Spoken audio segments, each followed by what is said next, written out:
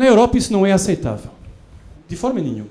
Ou seja, livre concorrência pressupõe, se o português quer ir instalar na Espanha, vai se instalar na Espanha, faz produção na Espanha. Mesmas condições do espanhol. O espanhol quer vir para Portugal, vem para Portugal. Mesmas condições do português. Igual com o inglês que venha para Portugal, com o português que vai para a Inglaterra, qualquer dos 27 países. Pura igualdade. Porquê? Porque o recurso é escasso e quanto maior cuidado houver na sua aplicação, melhor para o consumidor, melhor para a economia, melhor para a redistribuição da riqueza. Não é uma questão política. Não é uma questão política. É uma questão de racionalidade econômica. Racionalidade econômica. E é isso que é importante. O mundo é um mundo escasso, economicamente. Não há ilimitadamente recurso. Tem que ser bem gerido. A livre concorrência potencia, torna mais evidente a capacidade de produzir bem. Porque se o empresário não produz bem, perde a possibilidade de ser empresário. Porque o outro que está produzindo melhor vai produzir mais barato, vai vender mais, logo ele vai perder, vai deixar de ser. Essa concorrência permite, então, a boa gestão dos recursos. E, finalmente, um último objetivo, que o Brasil deveria ter também como presentes, que é o problema do regionalismo interno. Quando se fala de São Paulo versus o resto, está-se falando na urbe desenvolvida versus o resto. E o resto tem diferenças muito grandes. A criação do mercado interno. O que é que isso significa? Significa que aquilo que hoje já há muito, não é? Eu pego na minha moeda, que é o euro, saio e vou até a Finlândia com os euros, pago em euro, tudo é euro. Às vezes é um pouco mais barato, às vezes é um pouco mais caro, não tem nenhuma diferença. Eu fico surpreendido, digo, pô, a refeição é cara, não é? No restaurante, mas o leite tem o mesmo preço. Manteiga custa a mesma coisa na Finlândia que custa em Portugal.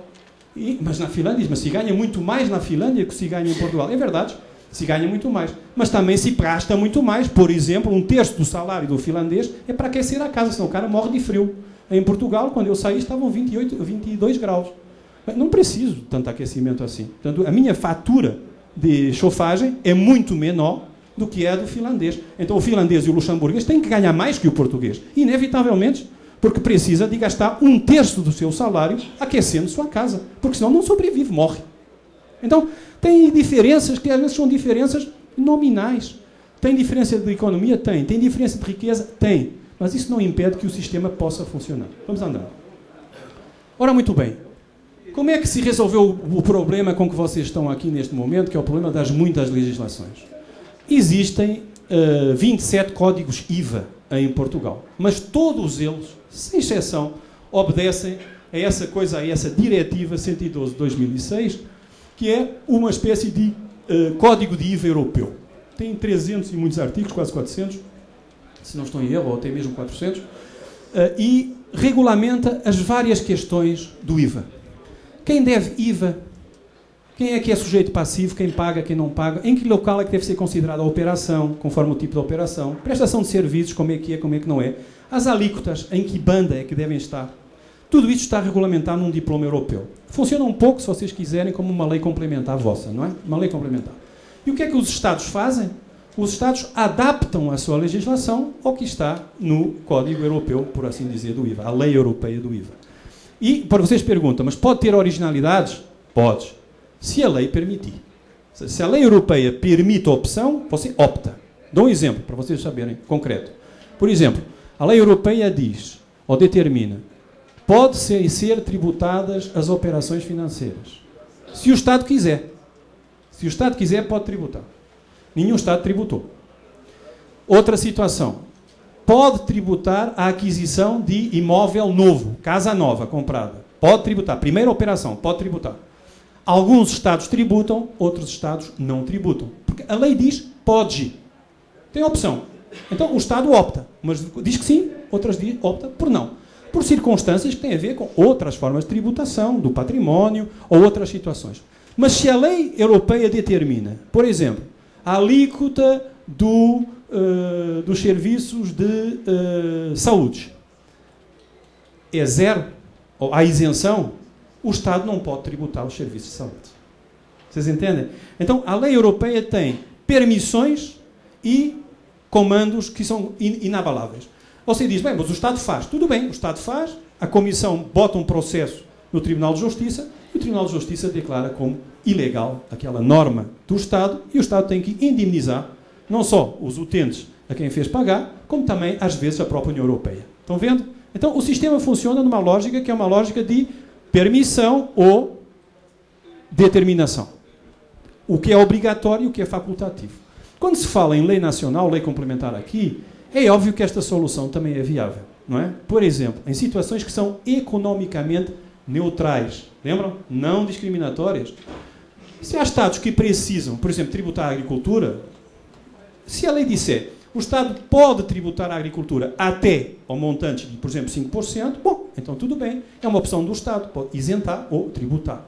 A lei é que tem que permitir. Portanto, a forma como você faz a lei é que tem que refletir as dificuldades regionais de cada um dos Estados. E tem uma outra coisa que é importante, que é derrogações negociáveis. Por exemplo, quando Portugal aderiu, tinha um conjunto de problemas na sua economia e negociou um conjunto de derrogações. Disse assim, esta norma, aquela norma e aquela norma, eu vou aplicar de uma forma diferente. A União Europeia disse, bom, espera aí, vamos lá, vamos sentar. Quanto tempo você precisa? Eu digo, 20 anos. Não, nem pensar, 20 anos não é negociável. Portanto, tira o cavalo, não pode. Vamos, 10. Não, 10 ainda é um pouco demais. Vamos ver, eu dou 10 a você nessa, dou 5 anos nessa. Então nós tivemos períodos em que tínhamos uma diferença em relação ao resto da Europa. Foi o período necessário para ajustar a economia, garantir a receita e permitir a viabilização do IVA nessas áreas. Estão vendo? Portanto, isto também é possível. A Europa tem flexibilidades, negocia a derrogação, mas faz consagrar no código. Diz, país tal, tal, tal e tal tem derrogações na alíquota tal, tal e tal, ou no produto tal, tal e tal, ou no serviço tal, tal e tal. Estão vendo? Isso é possível fazer. Isso não é contra, ou seja, não é o 8 nem é o 80, não é o caos tributário ou a ditadura tributária. Tem fórmulas. Se tecnicamente é justificado, porque tem que ter uma justificação técnica, não pode ser só de vontades, tem que ter justificação técnica, é possível negociar com a Comissão e dizer, olha, eu estou precisando de uma derrogação aqui. Tudo bem, por quê? Porque eu estou com fraude e evasão, estou com um problema grave de fraude e evasão no setor, preciso de mudar essa situação. Tudo bem, me dê os números. Os números são analisados e, ok, tudo bem, nós aceitamos. E fazem publicar. Portugal tem uma derrogação nesta área, pelas razões tal e tal, durante o período tal. Estão vendo? Portanto, isto é possível na Europa e funciona na Europa todos os dias.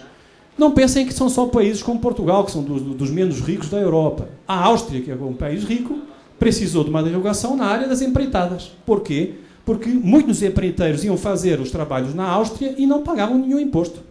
E a Áustria disse, pô, espera aí, quer dizer, estou perdendo o imposto que está entrando, por outro lado, estou perdendo também os nacionais que estão passando fatura que não está sendo declarada. Então, como é que é? Pediram derrogação, foi aprovado por unanimidade logo. Então, eles passaram a dizer, quem fizer trabalho aqui, pago aqui. Depois eu envio o dinheiro de volta. E foi aceito perfeitamente, sem nenhum problema. Como veem, há uma flexibilidade dentro de uma lógica que é uma lógica de princípio que não é ultrapassável. Pergunta-se, viola-se a neutralidade? Não. Viola-se a não discriminação? Não. Você entende? Os princípios não estão em causa. Então, dentro da não violação do princípio, há flexibilidade necessária à boa gestão do problema. Então, esta é a parte da contradição. 27 países, 21 línguas, 2 alfabetos, mas um só IVA. Um só IVA. Há 27 códigos, mas são códigos de aplicação da diretiva comunitária e tem que estar conformes à diretiva comunitária.